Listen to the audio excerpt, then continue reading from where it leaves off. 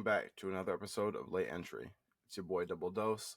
I'm flying solo tonight, no co-hosts, just me. I'm here to talk about an absolutely insane week 3 in the NFL. We had good teams lose, we had bad teams win, we had games that we thought were going to be blowouts that were closer than they should have been. I'm out here wondering if we even know which teams are good at this point because through week 3 we've had some surprises. We also, in the 1 o'clock slate, had 3 block kicks in about a 5-minute span. So, yeah, it was a absolutely wild week 3.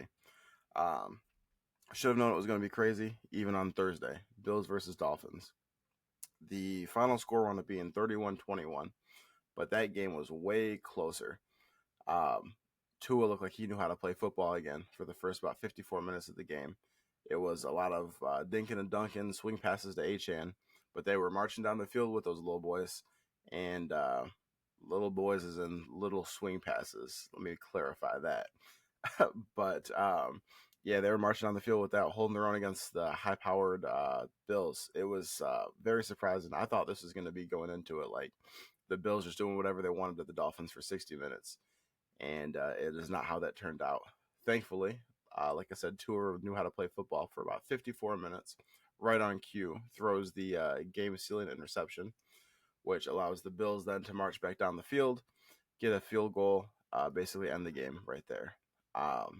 Sean McDermott, I got my eye on you, dog. I have a feeling that you knew that everybody had put the bets in on 14 points at least. I saw 12.5 was common, 14 points for the spread. And instead of going down and getting that last minute touchdown, which you could have done, killed all those minutes of the clock and let us all suffer. Luckily for me, I had, as I had mentioned on the Wednesday episode, Bills at 9.5 for the parlay. So that worked out well for that. But yeah, my eyes on you, McDermott. I have a feeling that you knew.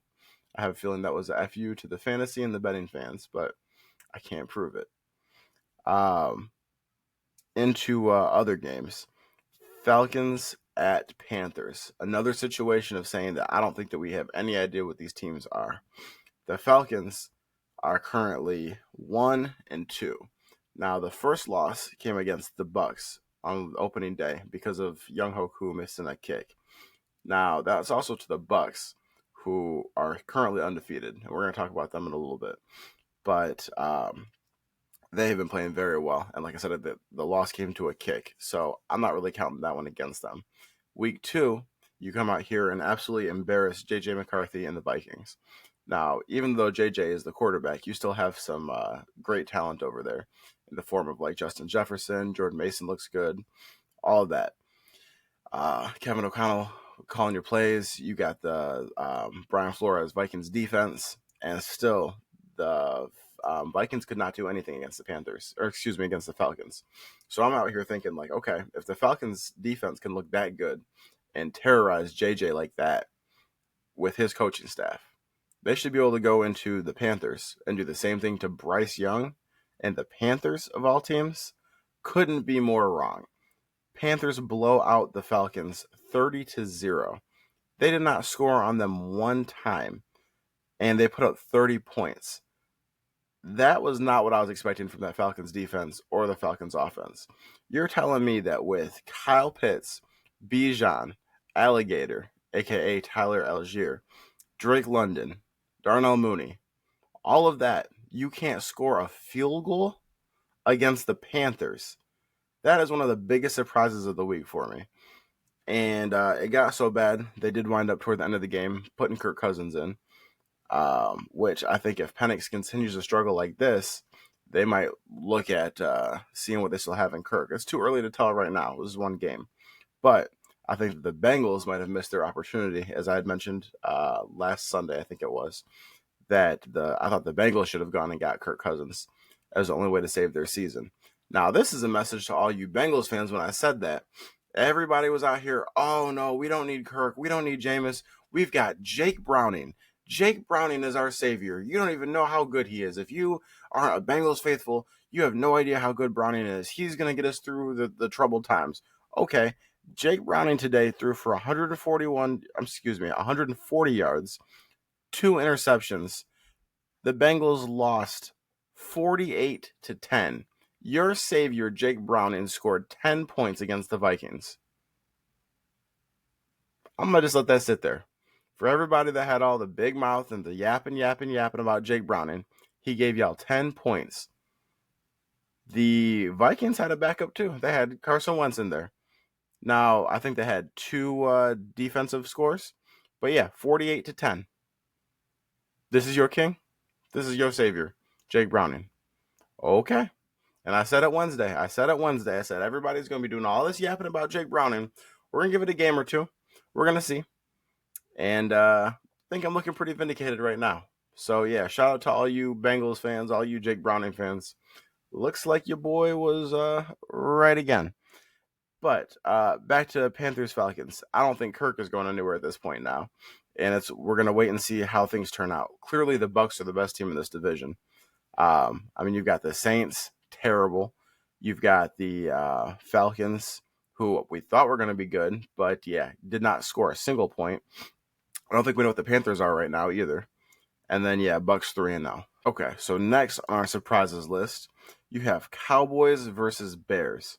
Now, I said on the Wednesday episode, I think that the Cowboys should be an easy pick for this, but it would be the most Cowboys thing ever. Come out here and blow a game to the Bears of all teams. And lo and behold, they didn't just blow it in a close sense. 31-14, Bears win. That is crazy. The Cowboys, y'all got to do some introspection. And you could definitely notice who wasn't there when they couldn't generate any pressure on Caleb Williams. And he was able to sit back there and just pick apart the defense. If only y'all had a Micah Parsons. That might be helping you. Might be looking good right now. But instead, the Bears use you, the Cowboys of all teams, as the get-right game. And this is what I was saying before, too. To everybody that wanted to pull the cord on Caleb. Oh, yeah, it's Tyson Bagent time. No, it's not. I kept saying we need to see some patience. It is a young team. It is a second-year quarterback with a new head coach and a new scheme. This takes time, and I've been saying that. People need to give them some time. Now, we don't know exactly what this means right now because I don't think that we know what either of these teams are. The Cowboys look great against the Giants, which we'll talk about later. They put up a good fight against the Eagles, which we'll also talk about later. But, yeah, I don't know if so losing CeeDee Lamb definitely hurts. They lost CeeDee at the very beginning of the game, out for the whole thing. Still, you would think with as bad as the Bears have been and all the pieces they were missing on defense, that you'd be able to generate more than 14 points with just missing CeeDee. And you still have Turpin and Pickens and Tolbert and your tight end, running backs, and a few other pieces too. But, 14 points, that's all we get. And what's crazy about this, my mom actually sent me this stat. She said the last time the Chicago Bears won a game scoring 31 points or more was October 13th, 2013. They defeated the Cleveland Browns 38-31. 2013. The Cowboys, are y'all hearing this? The Bears just put up the most points in the last 12 years against y'all. I would be embarrassed. And this is the team Jerry was talking about. Oh, we're still a playoff team. I don't know about that one, Chief. I think there's going to be much harder challenges coming up for you guys than the Bears of all teams. And y'all put up 14 points and gave up 31. It's going to be time for some deep introspection and seeing what you guys are made of. Because, like I said, it's going to be some harder challenges than the Bears coming up for you if y'all think that you're a playoff team. But once again, I don't know what it says about either team. Are the Bears better than we thought? Are the Bears starting to finally get the pieces clicking together? Or do the Cowboys just suck? And the Cowboys are just going to be the Cowboys, like they're always going to be the Cowboys. That's the biggest question. And what's crazy is I can't imagine being Eberflus. Man, the defensive coordinator for the Cowboys, who was the head coach of the Bears last season, and you just got stomped by a quarterback that you couldn't win games with? That'd be embarrassing. That would be very embarrassing. Okay, so once again, the Cowboys, they look great against the Giants last week, but now we don't know, does that mean anything at all? Because the Giants lost tonight in the Sunday night game, 22-9 to the Chiefs. Now, don't get this twisted. This is not the Chiefs of old. This is the Chiefs getting their first win of the season, down their two best receivers. Out here, got Tyquan Thornton looking like the second coming of Tyreek Hill. This is insane. And Russ looked absolutely awful. The Giants have played 3 games so far. They've played against the Commanders, the Cowboys, and now the Chiefs. Russ and the offense looked atrocious, like despicable performance of football to be seen in both the first and the third game, which means the only game that they looked good against was the Cowboys, which is making me wonder, once again, are the Cowboys, because of the fight that they put up against the Eagles week 1 when they didn't have Jalen Carter, are we overrating them? Because they lost to the Bears, and the Giants were able to score a bunch of points on them. They couldn't do anything against the Chiefs. They got 1 touchdown and 1 field goal. And like I said, Russ looked pathetic. At some point, I think I got to give it up to Toph. Toph has been talking about it's going to be Jackson Dart time. And I was saying, no, let him chill, let him wait. You can't keep having performances like this. It's making the and we thought that maybe Russ would get more leash after the Cowboys game. But it's looking like that was the aberration. And the Russ we saw tonight and saw week 1, that it looks like is the Russ that we're going to be getting. And that's awful. You had a great performance by Scadaboo. That little dude is a bowling ball. First time I ever saw him was in his bowl game last season when they were playing. I forgot what the teams were. But I remember seeing him. He was balling. He was doing everything. He was playing receiver, running back. Man was running to the sideline, throwing up, getting back in the game. I was like, this dude he's crazy. Scadaboo seems like the kind of person that like gets hyped for a game by like headbutting his locker 3 times and like, oh, let's get it, and runs out on the field. And that's exactly the kind of intensity that he plays with. And you've got that, you've got Neighbors, and all that you were able to manage up was 9 freaking points. You got down in the red zone, and if you did not see this, please look up the second to last possession that the Giants had. It was the most atrocious quarterbacking I've ever seen before. You had one, I don't know if it was a design run, in which case, what the hell was that play call? Or if it was Russ just taking off, but a quarterback run that went nowhere, and 3 throws through the back of the end zone to nobody. You're losing, bro. It doesn't matter if you throw your 3rd pick of the night. Just put it up to somebody. You're not giving anybody a chance. You're throwing it high on 4th down. Russ, what are you doing? Then you get the ball back again to end the game. You probably can't win at that point, but just to put up some pride points and do absolutely nothing with it again. 3 overthrows and maybe a 1-yard gain on the last play of the game, or the last offensive play of the game for you guys, where you get tackled by a defensive lineman. Russ looked terrible. He looked absolutely garbage.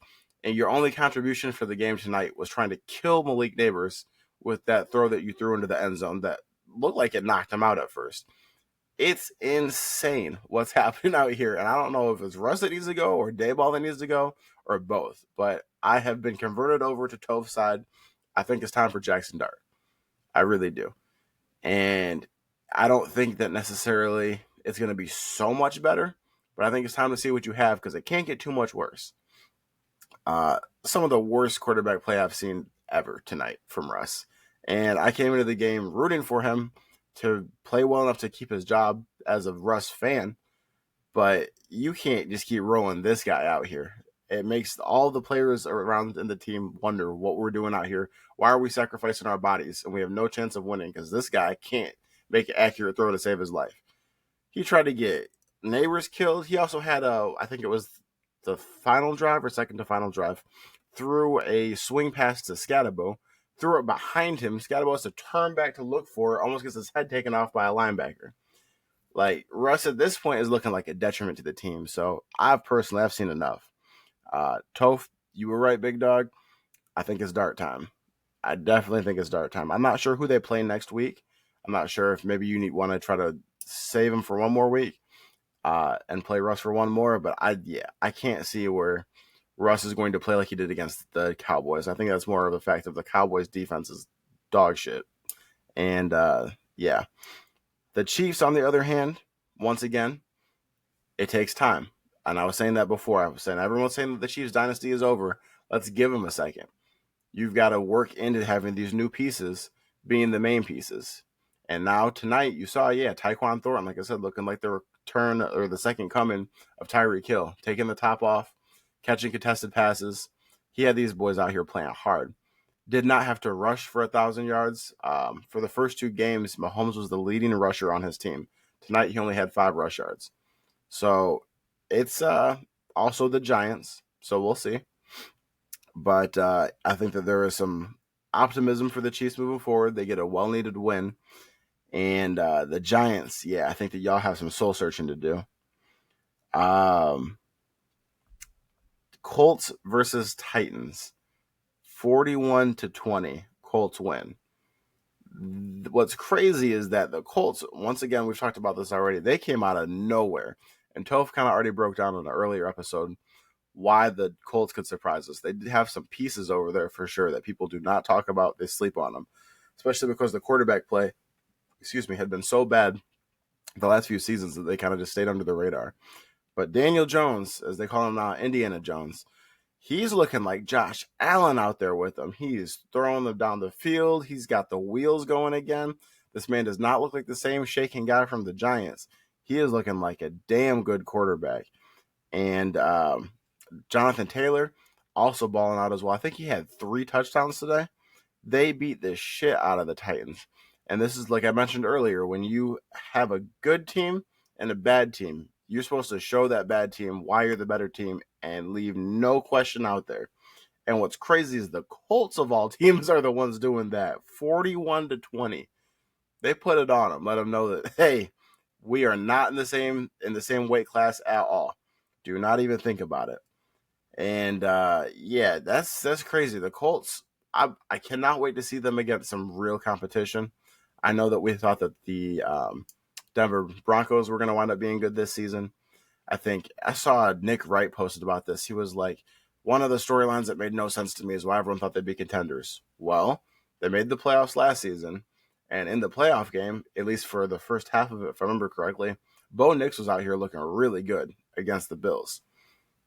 And it was the Bills, too. It wasn't a raggedy team or some team that barely made the playoffs. He was balling against the Bills. So I think people expected that continuity to carry over, especially you've got somebody like a Pat Surtain on the defense. And, the Broncos lost to the Colts last week, lost to the Chargers today. So maybe the Broncos aren't as good as we thought that they are. You've got the Colts at 3-0, and you've got the Chargers. I guess the Chargers are not in that division. They're in the AFC West, actually, not the AFC South. But regardless of which, I mean, the AFC South has the Titans, the Colts, the Jaguars, and I'm missing somebody. But basically, all those teams in that division are terrible, with the exception of the Colts. So I think that the Colts are going to be the surprise of the year, making the playoffs. And, shocking everybody. But I did not see this coming at all from them. AFC South, it's Houston. Houston is the team that I forgot. Another bad team. So, Indiana is running away from it. 3-0, Jacksonville's 2-1, Houston's 0-3, Tennessee 0-3. So, like I said, I want to see the Colts play against some tougher teams, like a Bills or a Chargers or something like that. But it has looked really good over in Indiana so far. And, I'm excited to see how that continues to go. As a Daniel Jones and Jonathan Taylor fantasy owner, things have been looking real good. Quick aside, too, that I didn't want to jump the gun on it last week because it was only the lowly Saints. But Brock Purdy has been out. This is now makes 2 games. And Mac Jones has been stepping in. Mac Jones today threw for 284 yards and a touchdown, 1 interception to beat the Cardinals 16-15. And this is a message out here to all of the Brock Purdy supporters. The big Brock Purdy is a top 10 quarterback and all this. And this is to Kyle as well, who's been saying this, a big Brock Purdy supporter. All you Brock Purdy supporters, all of you, he's a top 10 quarterback. He's this, he's that. He's so good. I've been saying for a long time, it is the system. The Kyle Shanahan system can make anybody successful.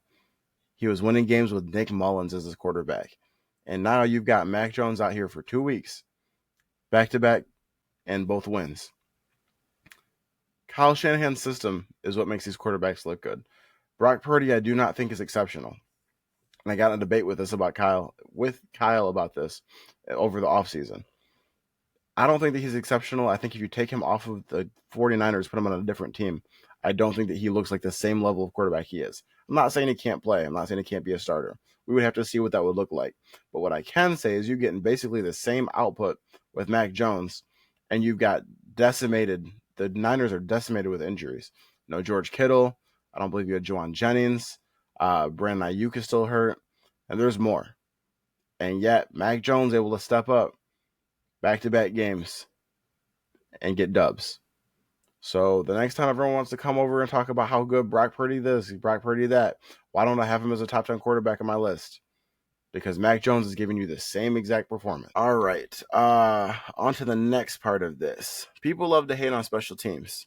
Oh, it's boring. It doesn't matter. People usually, not paying attention during punts, kicks, stuff like that. They showed you today why that matters. As I mentioned earlier, there were 3 block kicks within about a 5-minute span. You had the Packers game, the Rams game, and the Bucks game. We'll go in reverse order of how they finished. So the Bucks game, Bucks are ready for a field goal, would have won the game. They get a block by the Jets. It's crazy. You got the return for the touchdown. Aaron Glenn is on the sideline going crazy. He's running down the sideline like Mike Vrabel. He's over here getting jiggy with it, doing his little dance and everything. Great moment for about 45 seconds. And I was sitting here thinking, y'all left too much time on the clock. Because guess who gets the ball back with a chance to go win it? That boy Baker Mayfield. I don't know about y'all. I have not doubted Baker Mayfield in the clutch on the Bucks. Every time he's got the ball back and he's got the requisite time to get down the field, I have no question in my mind he's going to get it done. He did it against the Texans. He just did it again tonight. Or not tonight, I guess it was a daytime game. But, with Baker with the ball, when a chance to go down the field to win the game, they say get back and let him cook. Once again, we talked about the force multipliers. That is one of those guys. He can put the cape on and take us to victory. And so I had no doubt he's going to go down and get it done, brings it back down there, gets the field goal set up. They get the field goal off this time, win the game. He talked about it afterwards. They had asked him if it was personal or not. And he had made a reference to Steve Wilkes, who's the defensive coordinator with the Jets. He said their D coordinator was the one who cut me in Carolina. A lot of stuff was personal today. Hassan Reddick, former Jet, a lot of people. Hassan Reddick also was holding out, I think it was last season, over a contract issue. He's now with the Bucks. But yeah, so there are some people out there who want to go and stick it to the Jets, either for the personnel that they have, or it's not personnel, but the coaches over there or the ownership / organization. So they went and they sent their message today. On the flip side of this, with the Jets, I would say that this is going to be a slow process. You have a terrible organization like the Jets who have been allergic to prosperity for the last, I don't know how many years. I can't remember a time that they were good. It's not going to be instantaneous. You've got Justin Fields over there who missed this game today. Tyrod Taylor was playing. And you've got a new head coach, a new system in there, new defensive coordinator with Steve Wilkes. Things are going to take time to come together. But I would say out of not the game against the Bills, that was bad. But with 2 of the 3 games they've played so far, I know there's no moral victories in sports, but if there was ever going to be moral victories, I would say that these would be the ones. You had Justin Fields, week 1, against Aaron Rodgers, staring him down, going back and forth, blow for blow, eye for eye, no flinching. And the Jets lose a very close game there. Justin Fields looks great. Then today, you go toe-to-toe with the Bucks, almost win the game there. And you got your backup quarterback, Tyrod Taylor, in there, trying to make magic happen. So I would say that from a standpoint of playing teams that are probably going to go to the playoffs, I think that the Steelers will probably slide in there, if not as a wild card. The Bucks, they're probably winning their division. So you're going against 2 playoff teams, and you're holding your own against those. In your first little stint as a head coach, and one of these games you got a backup quarterback. Like I said, if there was ever a time to have moral victories, I would say this was it. Now, that doesn't change the fact that you're 0-3 on the season. But if I was ownership, if I was a general manager, give them time because they're building something there. And you can already see it, the building blocks there. It's going to take some time to develop. Over to Rams versus Eagles. Oh my God, the Eagles, the Rams, they blew it, dog. The Eagles always find a way to win. It seems like Rams are in control of this game the entire time. They're looking good. It's good to see Devontae Adams out here catching touchdowns again, playing with a relevant team, looking very good. And the Eagles, they just keep their head down and keep grinding. Now, I am not a person that has an issue with the tush push, but they do need to, and they said they were going to this game, and SportsCenter pointed it out after the game. Absolutely did not. You still have offensive linemen jumping off sides during the tush push. That's not getting called. You gotta address that. You cannot have offensive linemen just getting a whole second ahead jumping before the ball even moves. That can't exist. And it's gonna, if you keep doing that, that's going to wind up getting the tush push banned. Which I'm not a person that thinks it should be banned just because people can't stop it. If you got a broken play, round that shit up. This is not, it's all fair here. You know what I mean? We all have the same plays. No, you get an advantage and you work that to your advantage. But you got to do it within the regulations of the rules. And if they keep having these videos of you jumping off sides, they're going to play that at the owners meeting next season or in the off season. And it's not going to be the fact that it can't get stopped. It's going to be the fact that it can't get stopped, and people are already butthurt about that. And then they've got all this footage of you cheating, and that's what's going to get the tush push banned. So y'all better get it together to get on that snap count and not mess things up. But Rams, after slowly letting this game slip away, still have a chance to win the game with a field goal. Field goal gets blocked. You got a thick six. You got a big man. I think they said he was 300 and some pounds.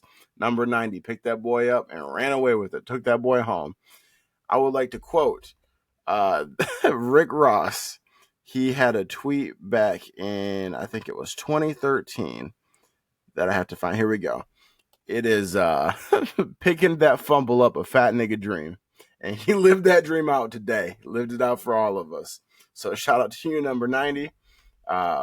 You brought it home for the Eagles. Last one we had. This was the one that broke my heart, dog.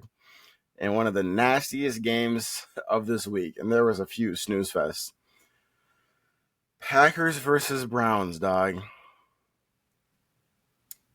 This one killed me, man. The Packers absolutely let this one get away. This is another situation I'm talking about. A team that I thought that we all were on agreement. This was a good team. They're supposed to be going 3-0 today. Any given Sunday, right?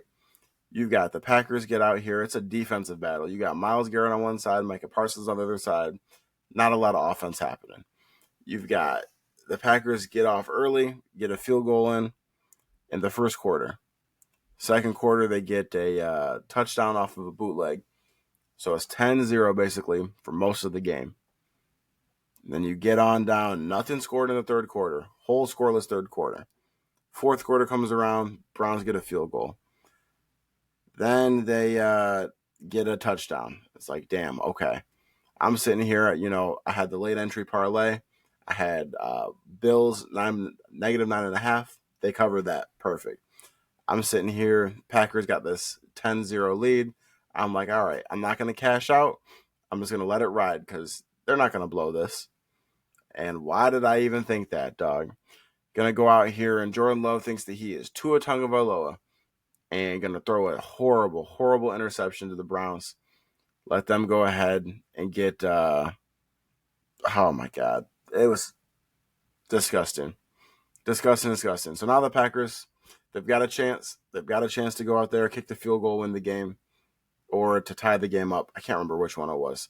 But regardless of which, they go out there and get a kick freaking blocked. I was so disgusted. And there it goes. Now the Packers are 2-1. Blew a game to the Cleveland Browns of all team. The winless Browns. The Browns you were beating 10-0 the entire game. So I don't think that the Browns are better than we thought. I also don't think the Packers are worse than we thought. Y'all just blew this one. And Jordan Love, you especially, in a game that it was so close and y'all were doing all the right things the whole time. Gonna go out here and throw a terrible, terrible interception. I was sick, dog. That almost ruined my. And that's how the day started. That was in the 1 o'clock segment of the games. That was before the other two kicks too. So it's crazy. You saw the Packers get a kick block, the Rams get a kick block, and the Bucs get a kick block, all within about 5 minutes. Absolutely insane. And for all the betting people out there too who are betting spreads, all of those ruined the spread, which was crazy. I don't know, people were devastated over the Rams-Eagles one. I did not have money on that, but I saw so many people tweeting about that, about how terrible that was, and it killed everything for them. Insane. But yeah, that Packers shit almost ruined my day, dog. But the NFC North is getting a little spicy at this point now. It should have been Packers 3-0, but now they're not. Now the Bears are 1-2, the Vikings are 2-1, the Packers are 2-1, and the Lions are 1-1 with a chance to potentially go to 2-1 tomorrow. So what was started off with the with the Packers running away with it, y'all are tied up with the Vikings right now. So this is it's getting a little spicy in the NFC North. Which leads me to the last thing. Tomorrow is going to be the Lions versus the Ravens. I think everybody has an idea of what's going to happen tomorrow. I think that people are expecting a lot from the Ravens. A little uncertain of what the Lions look like. And I think if you put a gun to my head, I'd have to pick the Ravens for it. But what I will tell you is this. The week 3 has been insane. We've had a lot of upsets. We've had teams hang around. Good teams play down to bad teams' levels. Bad teams play up. I have no idea what's going to happen. But it's, if anything, that week 3 has shown any given Sunday. So I'm going to say this. It's Detroit versus everybody. And the Lions go out here tomorrow. Give them what you got, man. It's you could be the next team. We could be sitting here at 3 teams at 2-1. Or we could be at 1-2. But I'm going to go ahead and put my faith in y'all. And that's all I got for you guys tonight. Thank you for tuning in to another episode of Late Entry. We'll catch you guys back on Wednesday for the live show. Y'all have a good one. Peace.